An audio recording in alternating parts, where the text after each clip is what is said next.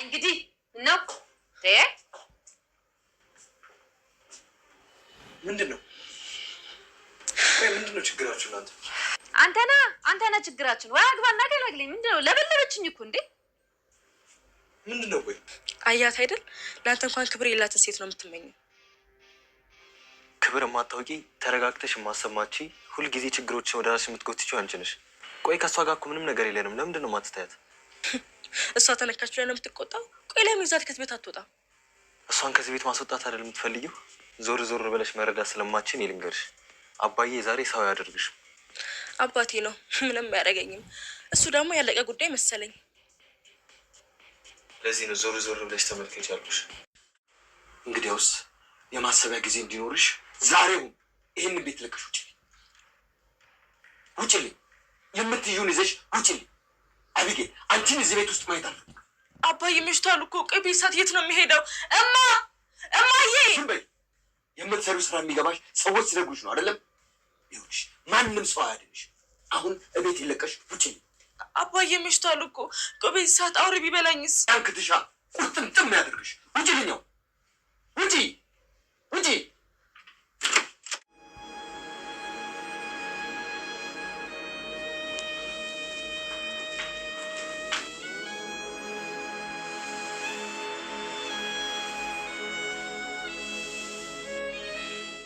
ጋሽ ደረጀ ትክክለኛ ያለውን የቅጣት ውሳኔውን አስተላልፏል። እሱም እንግዲህ አቢጌል ደረጀ ባደረገችው ከባድ ስህተት መሰረት ብዙ ጊዜ ብዙ ስህተቶችን ሰርታ ብዙ ተንኮሎችን አስባ ብዙ ነገሮችን አድርጋ በይቅርታና በተለያየ ቅጣት የታለፈች በቀላል ቅጣቶች የታለፈች ቢሆንም አሁን ግን በመጨረሻ በማይቻለው በማይጠረጠረው ምግብ መርዛ የሚጠጣ ላይ ኮካ ላይ መርዝ ነዝነዛ እንግዲህ ቤት ውስጥ ያለችዋን አንዲትን ቦቀቅላ ህፃን እህቷን ዳጣን እንተንላለሁኝ ብላ በተነሳሳችው መሰረት ውሃን በርዛታለች።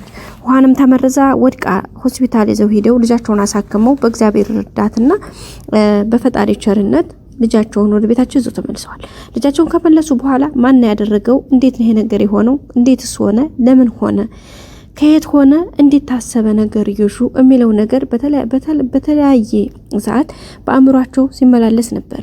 እንግዲህ ከብዙ መውጣት ከብዙ ማሰብ ከብዙ ልፋት በኋላ በመጨረሻ ጋሽ ደረጀ እውነቱን ለማወቅ የሄደበት መንገድ ብዙ ነበረ። እሱ ብቻ ሳይሆን ወይዘሮ ማርታ ጭምር እውነታውን ለማወቅ ይሄን ነገር ማን አደረገው የሚለው ነገር ብዙ ጥያቄ ሆኖባቸው ነበረ።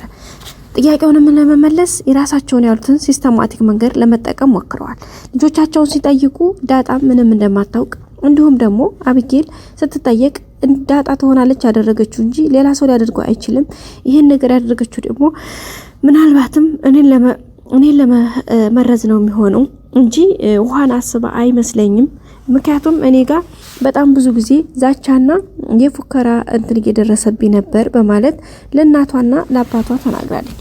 በዚህ መካከልም እንግዲህ ለማመን የተቸገረችው ወይዘሮ ማርታ ዳጣ ይሄን ነገር እንዴት ታደርገው ቻለች? ሌላ ሰው መቼም ምንም ሊያደርገው አይችልም። ምክንያቱም እናት ናትና ልጆቿን መጠርጠር አልፈለገችም። በተለይ አቢጌል ታደርገዋለች። አጣራ እንዴት ብላ እንዴት እቺ ልጅ እንቦቀቅላ እህቷን እንዴት ታደርጋለች? ወይስ በምን ምክንያት ታስቦ ተደረገ? ወይስ ለማን ተደረገ? ከቤት ውጭ መጥቶ ማን አደረገው የሚለው ጥያቄ በጣም ፈትኗቸው ነበር። ከብዙ ልፋትና ድክመት በኋላ ጋሽ ደረጀን ይሄን ነገር ያደረገችው ዳጣ ነች የምትሆነው ብላ ስትለው እንዳትጨርሺው ማርቲ እንዳትጨርሺው እሞድሽን ያክል እንዳልጠላሽ ረፊ ብሏት ነበር። እና ደሬ ታዲያ ሌላ ሰው ማን ሊያደርገው ይችላል? ናታን አደረገው ወይስ ሰላም?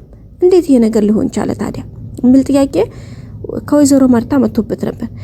እኔ ዳጣን ከራሴ በላይ አምናታለሁ። ይሄን ነገር ታደርጋለች ብዬ በፍጹም አልጠረጥርም። ይሄን ነገር ልታደርገው የምትችለው አቢጌል ናት ብሏት ነበር። ሲላትም እንዴ ደሪ በምን መልኩ አሰብከው? እንዴት ስትላሰብከው? እንዴት ታደርገዋለች? እህቷ እንዴት ትመርዛለች? አቢጌል በንም ያክል እልከኛ ብትሆንም እንኳን እንዴት ይሄን ያክል መርዝ ለመመረዝ ትበቃለች ብለህ አሰብክ? ኧረ በስመ አብ ብላ ነበር የደነገጠችው። በመጨረሻም ዳጣና አቢጌል ሳሎን ውስጥ ቁጭ ብለው በምሽት ሲከራከሩ ይሰማሉ። ካልጋ ወረድ ብላ ወይዘሮ ማርታ ለማዳመጥ ተገደደች። ጆሮዋን ጣል አድርጋ ስታደምጥም እንግዲህ ወይዘሮ ማርታ አቢጌልና ዳጣ በከባዱ እየተከራከሩ ነበር። ከዛም መካከል ዳጣ ይሄ ነገር እንዴት ተፈጠረ? ይሄ ነገር ያደረግሽው አንቺ ነሽ፣ ለዛውም ሆነ ብለሽ ለምን እንደው ታውቂያለሽ እኔን ከዚህ ቤት ለማስወጣት። የሚገርምሽ እኔ ከአንዴ ሁለቴ ሶስቴ እነግርሻለሁ። ይሄ ናታን የምትይው ልጅ ከሆነ ስትፈልጊ አዝለሹ ዙሪ፣ እኔ ጋር ምንም አይነት ሪሌሽን የለንም። ስለዚህ ከላይ ላይ ውረጅልኝ ባክሽ እያለቻት ነበረ። በዚህ መካከል ወይዘሮ ማርታ እንዴ ብላ የሚገርምሽ እንኳን አንቺ ቀርቶ አይደለም ሰላም ከዚህ ቤት ትወጣላችሁ እውነታው ሲታወቅ እያለቻት ነበረ። በዛም መካከል እንግዲህ የታወቀው እውነታ በመጨረሻም ጋሽ ደረጀ ጋር ደርሶ እውነታው ታወቀ። ከዛም ጋሽ ደረጀ እና ወይዘሮ ማርታ የራሳችን ያሉትን ሲስተማቲክ ፈጥረው ነገርዮሽን ለማዋጣት ሞከሩ። ቤታችን ውስጥ የተደበቀ ካሜራ ስላለ እውነታው መውጣቱ ስለማይቀር አሁኑ ሁላችሁም ማንቻችሁም ሳትዋሹ ማን ነው መርዙን የመረዘው ማን ያደረገው ተናገሩ ተብለው በተያዙ ሰዓት ላይ ካሜራ አለ ሲባል ሁሉም ደንግጠው አቢጌል በተለይ በጣም ደንግጣ ነበር። ምክንያቱም ለማዋሸት አስባ ነበር። ከዛም እንግዲህ እውነታውን እሷ እንዳደረገችው ተናገረች። ስትናገርም ጋሽ ደረጀ ማመን አቃተው። እንዴት ይሄን ታደርጋለች ብሎ ብዙ ቅንጭላቱን አውጥቶ በመጨረሻም ቅጣት ያለውን ውሳኔ ወስኗል። ውሳኔው ምንድነው ካላችሁ እንግዲህ ከቤት እንድትወጣና ለሳምንት ሆነ ለ15 ቀን ቅጣቷን እንድትቀበል አድርጓል። በዚህ መካከል ወይዘሮ ማርታ የእናትነት አንጀቱ ሆኖባት ለመወሰን ብታቅትም ጋሽ ደረጀ እርምጃ መውሰድ ስላለበት ተይ ማርቲ ይሄ ነገር አይመለከትሽም ቅጣት ይገባታል ብለው ውሳኔው ተወስኖባት ሻንጣዋን ይዛ ከቤት ወጣለች። አቢጌል ይሄ ነገር ያስተምራት ይሆን? በቀጣይ ክፍል ያለው ዘን መጣለን። ሰላም ቆዩ።